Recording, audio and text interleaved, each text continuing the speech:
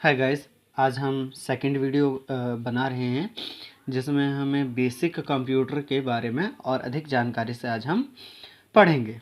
अगला जो हमारा कंपोनेंट है वो है रैम का, जो कि सिस्टम में यूज़ होता है। रैम का प्रयोग डाटा को संजो कर रखने के लिए किया जाता है या सॉफ्टवेयर को लोड करने के काम आती है। किसी भी प्रकार का सॉफ्टवेयर हो, किसी प्रकार का एप्लीकेशन हो, वो सारी की सारी रैम के द्वारा ही फुलफ़िल की जाती है किसी भी सिस्टम में। तो रैम जो होता है वो इसका जो फुल फॉर्म होता है रैंडम एक्सेस मेमोरी होता है। ये रैम हमारे जो है कई प्रकार के होते हैं, इसके बारे में हम डिस्कस करेंगे। सबसे पहला है, ये डाटा को संजोकर दूसरे माध्यम से भिन्न है, जो कि निम्नलिखित है। हार्ड डिस्क, कॉम्पैक्ट डिस्क मतलब सीडी और डीवीडी। रैम मुख्यतः तीन प्रकार से प्रचलित है। रैम हमारा है वो है इटैलिक रैम, डायनेमिक रैम और फेस चेंज रैम। रैम की विशेषताएं हैं, रैम की स्टोरेज क्षमता हार्ड डिस्क इत्यादि से बहुत कम होती है। मतलब ये मुश्किल से 1, 2, 3, 4 GB के करीब में होती है, परंतु इसका कार्य क्षमता सभी से तेज होता है। रैम का मूल्य हार्ड डिस्क की जो इत्यादि की जो क्षमता के मूल्य के अनुसार ज़्यादा होता है। रैम काफ़ी कॉस्टली होता है क्योंकि इसका यूज़ जो है किसी भी प्रकार के सिस्टम में एप्लीकेशन को इंस्टॉल करने, कमांड करने, जैसे आप देखोगे कि आपके पास जैसे ओल्ड फ़ोन था, पुराने फ़ोन थे, वो आपके जो आते थे वो 512 MB के रैम के आते थे। कोई फ़ोन जैसे माइक्रोमैक्स का हो या लावा का हो, जब पहले ज़माने में फ़ोन यूज़ होता था 2016 में, तो वो कम रैम के आते थे। ठीक है, और कम रैम के आते थे, कम रैम का हमारा फ़ोन होता था, तो वो हमारी जो यूजिंग कैपेसिटी थी वो थोड़ी सी स्लो होती थी। इसे कंप्यूटर का मेन मेमोरी भी कहा जाता है। सारे एप्लीकेशन प्रोग्राम रैम की मदद से ही प्रयोग होते हैं। जैसे आजकल फ़ोन आ रहे हैं कि क्योंकि आप देख रहे होंगे 4 GB से कम जो है वो रेयरली अब जो है हमें मिलता है। जैसे 4 128, 4 52, तो 4 हमारा रैम होता है और जो 128 होता है वो हमारा रोम होता है। रोम के बारे में अब आगे पढ़ेंगे हम। आते हैं अब रोम पे। रोम जो होता है वो रोम में लिखी हुई सूचना, जो इंस्ट्रक्शन होता है वो आसानी से हटाया नहीं जा सकता। इसे मुख्यतः कंप्यूटर को ओपनिंग सिस्टम के साथ जोड़ने में। अब गाइस हम आगे जो है वो रोम के बारे में पढ़ेंगे। रोम जो होता है, रोम में लिखी हुई सूचना या इंस्ट्रक्शन को आसानी से हटाया नहीं जा सकता। इसमें मुख्यतः कंप्यूटर को ऑपरेटिंग सिस्टम के साथ जोड़ने के प्रोग्राम लिखे होते हैं। यह ऑपरेटिंग सिस्टम लोड करने में मदद करती है। रोम के जो प्रकार हैं वो P ROM, E P ROM और ई ई पी रोम है। जैसे आप देख सकते हैं 3 प्रकार का हमारे पास रोम होता है। तो ये एक तरह से जो रोम होता है, रोम में मान लीजिए कोई चीज़ है, ऑपरेटिंग सिस्टम में मान लीजिए माई कंप्यूटर है, जैसा आप अपने फ़ोन में ही अब देखते हैं। जो रैम होता है, रैम के अंदर एप्लीकेशंस आती हैं, ठीक है, और रोम के अंदर जैसे सिस्टम में हमारे होता है कुछ एक एप्लीकेशन होती है जिसे हम हटा ही नहीं सकते। एक बार अगर उसको जो है ऑपरेटिंग सिस्टम के द्वारा लोड कर दिया गया है तो वो रहेगा, ठीक है, उसको आप रिमूव नहीं कर सकते। तो ये चीज़ें हमारी जो है रैम और रोम वो अलग अलग चीज़ें होती हैं। रोम हमारा जो है रीड ओनली मेमोरी होता है। इसका मतलब अब आते हैं हमारा प्रोग्रामेबल रोम, पी रोम, ठीक है, प्रोम जिसे हम कहते हैं। प्रोग्रामेबल रोम का प्रयोग सर्वप्रथम 1960 के आसपास हुआ था। इसमें प्रोग्राम को एक बार संचित किया जा सकता था। इस स्मृति में किसी प्रोग्राम को केवल एक बार संचित किया जाता था, परंतु ना तो इसे दोबारा लिखा जा सकता था और ना ही इसे संशोधित किया जा सकता। मतलब इसको ना ही आप इसे चेंज कर सकते हो, ना ही इसमें कोई चीज़ दोबारा लिख सकते हो।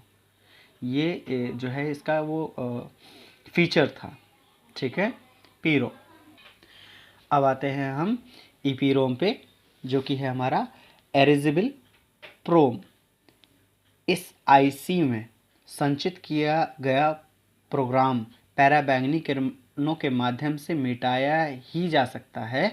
फलस्वरूप यह आईसी दोबारा प्रयोग की जा सकती है।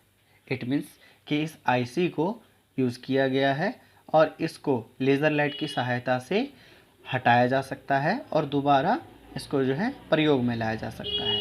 ये इसकी फैसिलिटी है।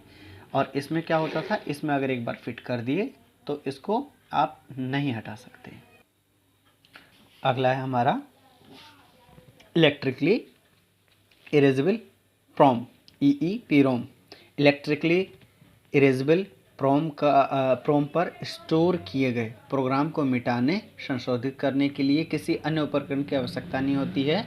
कमांड दिए जाने पर कंप्यूटर में उपलब्ध इलेक्ट्रिक सिग्नल ही इसे प्रोग्राम को संशोधित कर देते हैं। मतलब इसमें अलग से किसी प्रकार का हमें इक्विपमेंट की आवश्यकता नहीं होती है। हम सिर्फ कमांड की सहायता से इसमें से जो है जो डाटा है या जो चीज़ें हैं उसको रिमूव या फिर इसको चेंज किया जा सकता है।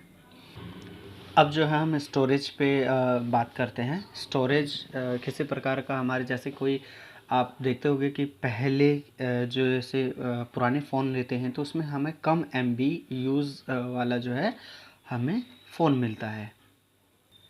अब आगे जो हमारे टॉपिक्स होंगे वो हमारे स्टोर से रिलेटेड होंगे। जैसे कि स्टोर करने के लिए हमारे पास अलग अलग जो है वो इक्विपमेंट है।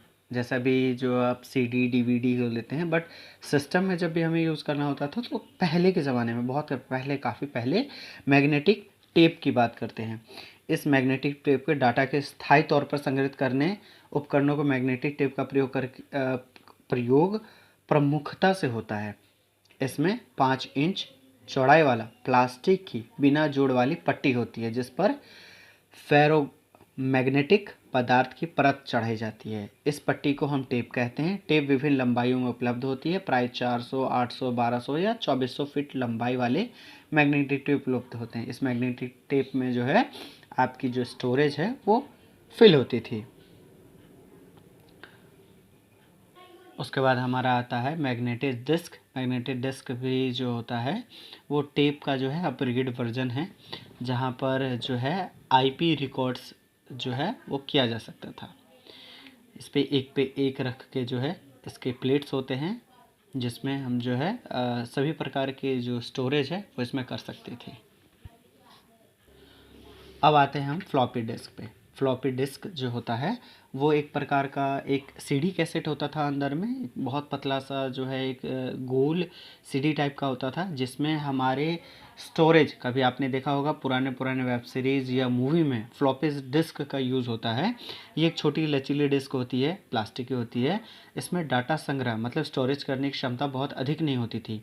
कीमत के लिए इसलिए बहुत सस्ती होती थी। एक लचीली प्लास्टिक के ऊपर मैग्नेटिक ऑक्साइड कोटिंग करके इसे तैयार किया जाता है। इसमें एक रीड टाइट हेड होता है जो फ्लॉपी की तरह स्पर्श करके डाटा लिखता या पढ़ता है। आप देख रहे हैं ये है फ्लॉपी डिस्क। ये फ्लॉपी डिस्क जो है करीब 2006-07 में जो है हमें स्कूल की तरफ से मिला था, जिसको हम जो है यूज़ करते थे। अपने जो भी हमने डाटा इसमें जो है सेव करके रखा है, हमने अपनी फ़ाइल बनाई है तो इसके अंदर हम सेव करते थे और यहाँ नाम लिख देते थे कि ये हमने जो है इससे रिलेटेड इसमें डॉक्यूमेंट अपने सेव किए हैं। अब हम बात करते हैं हार्ड डिस्क की, जो कि फ्लॉपी डिस्क से काफ़ी जो है आपका बहुत स्टोरेज रखने वाला होता है। जब अधिक डाटा को संग्रहित करना होता है तब हार्ड डिस्क का प्रयोग होता है। यह पूरी तरह से वायु रोधी होती है, मतलब इसमें हवा पास नहीं हो सकती तथा बंद इकाई होती है। इसमें एक धुरी पर कई सारे मेटेलिक डिस्क एक के ऊपर एक चढ़ी होती है जो कि 7200 रोटेशन प्रति मिनट की रफ्तार से घूमती है। इसके दोनों ओर डाटा स्टोर किया जा सकता है। हार्ड डिस्क देखने में फोनोग्राम के ढेर के समान दिखाई देता है जिसमें प्रत्येक सतह पर बहुत सारी परतें होती है। ये महंगी होती है, इन्हें आसानी से हटाया नहीं जा सकता। यह बहुत विशाल संग्रहित क्षमता करने वाली होती है। इसकी गति बहुत तेज़ होती है। इस पर फ्लॉपी के 200 गुना तेज़ी से डाटा लिखा जा सकता है। फ्लॉपी में जो कि हम जो भी स्टोर करते हैं उसका 200 गुना हम इसमें स्टोर कर सकते हैं। जैसे आपने 500 GB या 1 TB जो यूज़ करते हो, जैसे हार्ड डिस्क सुना होगा आपने, तो ये हार्ड डिस्क होती है। इसके अंदर आपका डाटा जो है स्टोर हो। अगेन जो है अब आगे की जो टॉपिक होंगे हमारे वो प्रिंटर से रिलेटेड होंगे। प्रिंटर भी आपने कई बार देखा होगा, अलग अलग प्रकार के प्रिंटर होते हैं और ये हमारे जो है आउटपुट का पार्ट है। आउटपुट, आज मैं इन दोनों को चीज़ें आपको क्लियर कर देता हूँ। इनपुट इनपुट का मतलब होता है किसी भी प्रकार से या किसी भी सोर्स से सिस्टम के अंदर डाटा को भेजना या लिखना इनपुट कहलाता है। चाहे वो माउस की सहायता हो, कीबोर्ड की सहायता हो, या आप जो है माइक की सहायता से गाने को रिकॉर्ड कर रहे हो, वो इनपुट में आता है। और आउटपुट किसी भी प्रकार का डाटा या किसी प्रकार का सोर्स जो सिस्टम से बाहर निकलता हो, चाहे वो किसी भी कमांड से जाता हो, तो हम उसे आउटपुट कहते हैं। जैसे आपने गाना जो है ऑन कर दिया, तो स्पीकर की सहायता से जो है गाना बज रहा है, तो आउटपुट हो रहा है। आप आपने अपने जो डॉक्यूमेंट है उसको कंट्रोल पी से प्रिंट कर लिया, तो वो हमारा आउटपुट कहलाता है। प्रिंटर एक आउटपुट उपकरण है। इसका इस्तेमाल कंप्यूटर में स्टोर डाटा को या कागज़ को छापने के लिए किया जाता है। कागज़ पर किसी प्रकार का अपना डाटा जो छापना होता है वो प्रिंटर की सहायता से किया जाता है। डॉट मैट्रिक्स प्रिंटर ये इसके प्रकार हैं: इंकजेट प्रिंटर, लेज़र प्रिंटर और लाइन प्रिंटर। आपको इसके बारे में हम आज पढ़ाएंगे या फिर बताएंगे। डॉट मैट्रिक्स प्रिंटर क्या होता है? इस इम्पैक्ट प्रिंटर के नाम से भी जाना जाता है। यह मुख्यतः 9 पिन हेड तथा 24 पिन हेड का होता है। इसका आकार टाइपराइटर मशीन जैसा होता है। डॉट मैट्रिक्स प्रिंटर के निम्नलिखित लाभ हैं। इसका जो बेनिफिट्स है यह ग्राफिक्स और टेक्स्ट दोनों में प्रिंट कर सकता है, दोनों को प्रिंट कर सकता है, सॉरी।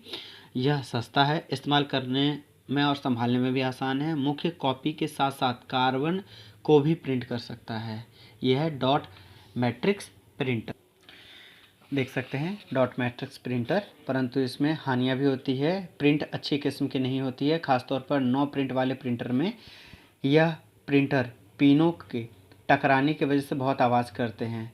जब भी आप इसे यूज़ करते हुए देखेंगे, फॉर एग्ज़ाम्पल जैसे आप देखते हैं किसी गैस एजेंसी में जब जाते हैं तो वहाँ ये आवाज़ कर रहा होता है। जैसे इसको प्रिंट कमांड दिया जाता है छापने के लिए, तो ये आवाज़ करता है। आप रेलवे स्टेशन पे जाइए, रेलवे स्टेशन पर भी आपको यही प्रिंटर मिलेंगे। यह प्रिंटर बहुत धीमी गति से प्रिंट करता है। टीवीएस, विप्रो, इनकी कंपनियां जो है वो प्रिंटर भारत में बनाई जाती है। आपने कभी देखा होगा जब आप मोस्टली आप रेलवे स्टेशन पे जाएंगे, जब टिकट आपका जो है वो जब वो प्रिंट कर रहे होते हैं, उस समय आप देखेंगे कि ये प्रिंटर काफ़ी आवाज़ करता है और जो है ये प्रिंट करता है, काफ़ी धीरे से ही प्रिंट करता है। अब इसमें भी अपडेट आने लगे हैं। अब हम बात करते हैं इंकजेट प्रिंटर। इंकजेट जो प्रिंटर होता है ये डॉट मैट्रिक्स प्रिंटर से अच्छा प्रिंटिंग करता है। इसमें जो इंक है वो 2 कार्टेज लगी होती है। कार्टेज की सहायता से उसमें जो है वो प्रिंट होता है और इसकी प्रिंटिंग भी डिजिटल होती है। ठीक है। आजकल जो होता है ये घर में भी अब प्रयोग में होता है, ऐसे आप यूज़ कर सकते। आजकल यह केवल घर में प्रयोग किया जा सकता है या जाता है, जहाँ पर प्रिंट लेने की ज़्यादा आवश्यकता नहीं होती है। इस प्रिंटर को बनाने वाली कंपनियां हैं कैनन, HP, एप्सन, लैक्समार्क। शॉप में भी आपने देखा होगा।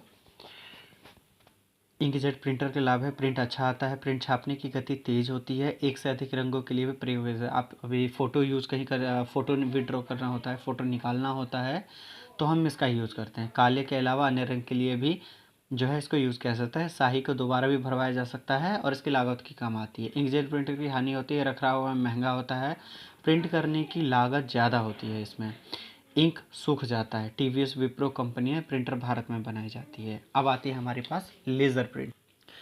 हमारा जो लेज़र प्रिंटर है, लेज़र प्रिंटर बीम की मदद से प्रिंटिंग करता है, जिससे प्रिंट बहुत ही साफ़ और बहुत अच्छा आता है।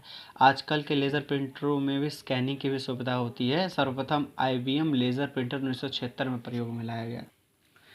लेज़र प्रिंटिंग के लाभ जो है वो इस प्रकार है कि लेज़र प्रिंटिंग सबसे अच्छी किस्म के प्रिंट देते हैं। व्यावसायिक तौर पर प्रयोग किए जाने वाले प्रिंट 300 DPI से 2000 DPI की क्षमता के प्रिंट छपवाते हैं और यह प्रिंटर बिल्कुल आवाज़ नहीं करते। यह नॉन इम्पैक्ट प्रिंटर होते हैं। इस प्रिंटर काफ़ी तेज़ गति से प्रिंट निकालती है। लगभग 400 से 500 पेज प्रति मिनट इसमें निकाले जा सकते हैं। इसकी जो त्रुटियां है या हानि आप समझ सकते हैं, वह लेज़र प्रिंटिंग महंगे होते हैं। इसकी देखभाल भी दूसरे प्रिंटर के जो तुलना में मुकाबले कठिन होती है। तो आज हमारी जो यहाँ की जो भी आज टॉपिक है वो हम यहाँ से यहीं कवर कर चुके हैं। अब इसके बारे में अब इससे आगे के जो टॉपिक्स होंगे वो अब जल्दी ही मैं आपको शेयर करूँगा। ओके। Bye, take care.